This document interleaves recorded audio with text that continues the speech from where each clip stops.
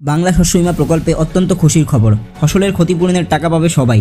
টাকা কিন্তু আবারও ছাড়লো। তো কোন কোন জেলা পেলো টাকা বা কোন কোন জেলা পাবে টাকা, কিভাবে আপনারা টাকা পাবেন, কোথা থেকে আপনারা টাকা চেক করবেন, তা সবই কিন্তু আজকে বিস্তারিত আলোচনা হবে ভিডিওতে। তো ভিডিওটি কিন্তু অত্যন্ত গুরুত্বপূর্ণ, ভিডিওটি স্কিপ না করে সম্পূর্ণ ভিডিওটি দেখার অনুরোধ রইল। সো হ্যালো প্রিয় ভিউয়ার্স, আপনাদের সকলকে স্বাগত এসকে বাংলা আপডেট চ্যানেলের আরেকটি নতুন ভিডিওতে। তো চলুন বিস্তারিত আলোচনা করা যাক। বন্যা ও অতিবৃষ্টির ফলে পশ্চিম মেদিনীপুর জেলার কৃষিক্ষেত্রে ব্যাপক ক্ষতি হয়েছিল। টানা ঘূর্ণিঝড়ের দাপট এবং লাগাতার বৃষ্টিতে জেলায় লক্ষাধিক বিঘার বেশি জমি নষ্ট হয়ে যায়। ক্ষতিগ্রস্ত চাষিরা আর্থিকভাবে বিপর্যস্ত হয়ে পড়েছিলেন। এই পরিস্থিতি সামাল দিতে কৃষি দপ্তর এবং জেলা প্রশাসনের যৌথ উদ্যোগে চাষিদের হাতে শস্য বীমার টাকা তুলে দেওয়া হচ্ছে। 2,28,000 চাষিকে শস্য বীমার সুবিধা।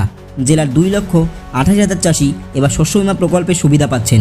ক্ষতিপূরণ বাবদ মোট 75,53 লক্ষ টাকা চাষিদের দেওয়া হচ্ছে। প্রশাসনের তরফে জানানো হয়েছে, বন্যা কবলিত এলাকার চাষিরা এই উদ্যোগের ফলে সবচেয়ে বেশি উপকৃত হচ্ছেন। বিপুল ক্ষতি ও রেকর্ড সংখ্যক আবেদন।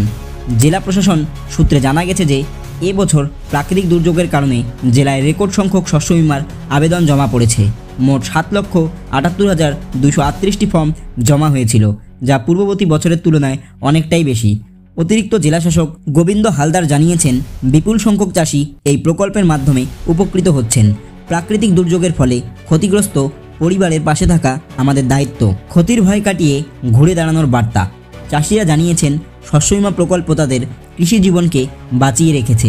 আগে প্রাকৃতিক দুর্যোগে ক্ষতির মুখে পড়ে অনেকেই চাষ বন্ধ রাখতে বাধ্য হতেন, কিন্তু এখন এই প্রকল্পের সাহায্যে তারা নতুনভাবে শুরু করার সাহস পাচ্ছেন।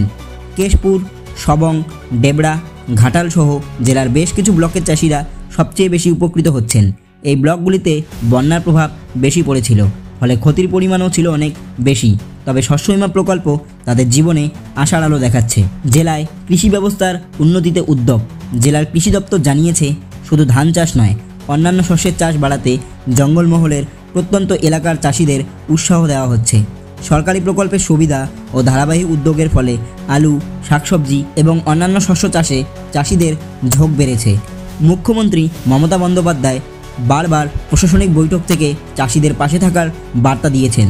তার নির্দেশে কৃষক বন্ধু, শস্য বীমা সহ একাধিক প্রকল্পের সুবিধা প্রত্যন্ত এলাকার চাষিদের কাছে পৌঁছে দেওয়া হচ্ছে। শস্য বীমা প্রকল্পে নতুন দিশা। শস্য বীমা প্রকল্প জেলায় কৃষি ব্যবস্থায় এক নতুন দিশা দেখিয়েছে। প্রাকৃতিক কারণে ক্ষতিগ্রস্ত চাষিদের মধ্যে ভরসার জায়গা তৈরি হয়েছে।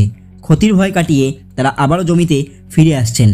এই উদ্যোগ শুধু চাষিদের আর্থিক সুরক্ষাই দিচ্ছে না, বরং জেলার সামগ্রিক কৃষি ব্যবস্থাকে উন্নতির পথে নিয়ে যাচ্ছে। প্রাকৃতিক দুর্যোগে ক্ষতিগ্রস্ত চাষিদের জন্য শস্য বীমা প্রকল্প পশ্চিম মেদিনীপুর জেলায় আশীর্বাদ হয়ে দাঁড়িয়েছে।